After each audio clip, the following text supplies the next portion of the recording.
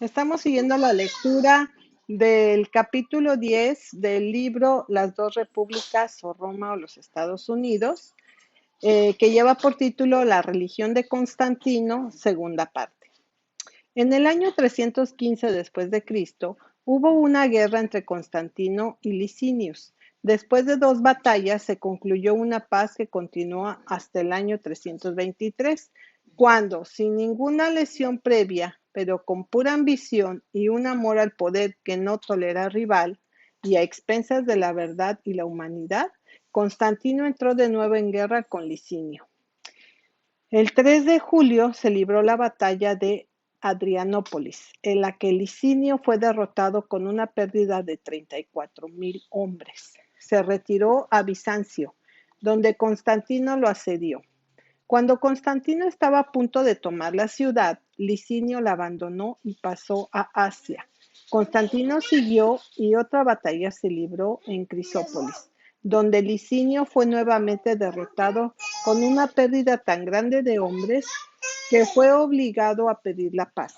Su esposa Constancia, la hermana de Constantino, intercedió ante su hermano a favor de su marido y obtuvo de él una promesa solemne, confirmada por juramento, de que si Licinio renunciaba a todas las reclamaciones para el cargo de emperador, se le debía permitir pasar el resto de su vida en paz y permanecer en su puesto.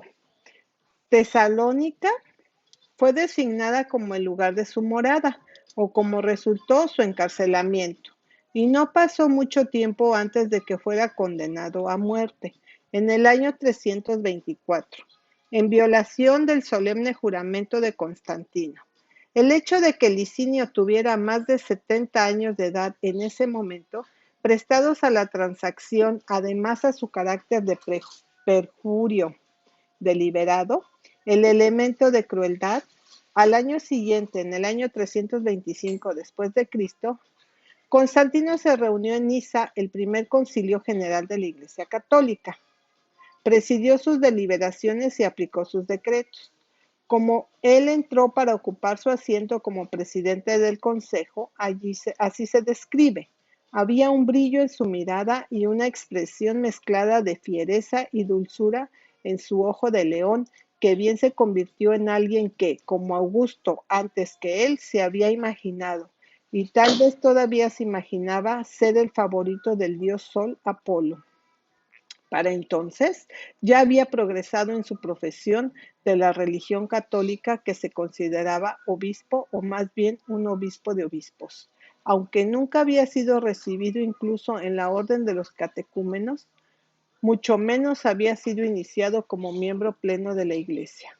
Al año siguiente, en el año 326, Constantino fue a Roma para celebrar en esa ciudad el 20º año de su ascenso al cargo de emperador. Y mientras estaba allí, en el mes de abril, y totalmente en una tiranía celosa, hizo asesinar a su hijo Crispo. Crispo era su hijo mayor, que había ayudado en sus guerras, especialmente con Licinio, y había demostrado él mismo ser un comandante capaz. Él comandó la flota en el sitio de Bizancio, y después de la batalla los nombres de Constantino y Crispo se unieron en las alegres aclamaciones de sus súbditos orientales. Esto excitó los celos de Constantino, quien pronto comenzó a despreciar a Crispo y a otorgar favores imperiales a su hijo menor, Constancio, que era un simple niño. Constantino fingió que Crispo había conspirado contra él, y el 21 de octubre del año 325 emitió un edicto restaurando la orden de los delatores a la manera de Tiberio y Domiciano, con todos los atractivos de los honores y recompensas. Invita a informadores de todos los grados de acusar sin excepción a sus magistrados o ministros, sus amigos o sus favoritos más íntimos, protestando con solemne aseveración que él mismo escuchará el cargo. Los informantes no tardaron en encontrar acusaciones contra Crispo y un gran número de sus amigos. Y en medio de la fiesta, el infortunado Crispo fue aprehendido por orden del emperador, quien dejó a un lado la ternura de un padre sin asumir la equidad de un juez. Fue enviado bajo una fuerte guardia a Pola, en Istria, donde poco tiempo después fue ejecutado, ya sea por la mano del verdugo o por la operación más suave del veneno.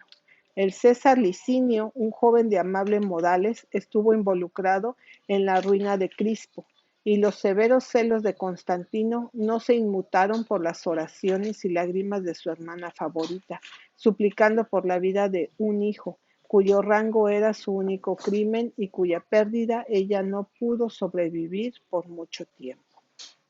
No fueron estos los únicos involucrados en la ejecución. La espada de la justicia o de la crueldad, una vez suelta, se enfureció contra los sospechosos de ser partidarios del peligro de Crispo, o como implicado en la conspiración generalizada, hasta que la audaz sátira de un eminente oficial de Estado no tuvo escrúpulos, en algunas líneas de circulación privada, en comparar los tiempos espléndidos, pero sangrientos de los de Nerón. Tampoco se detuvo aquí todavía. Este fue solo el primer acto de la tragedia doméstica, la muerte de la esposa del emperador Fausta, la compañera de 20 años de matrimonio, la madre de sus 3 hijos sobrevivientes, aumentó el horror general.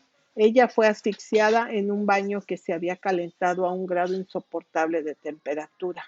La tragedia que tuvo lugar en la familia de Constantino, traicionado al mundo sorprendido y ansioso que, si su comportamiento exterior mostró respeto o veneración por el cristianismo, sus doctrinas suaves habían dejado poca impresión en el paganismo no suavizado de su corazón.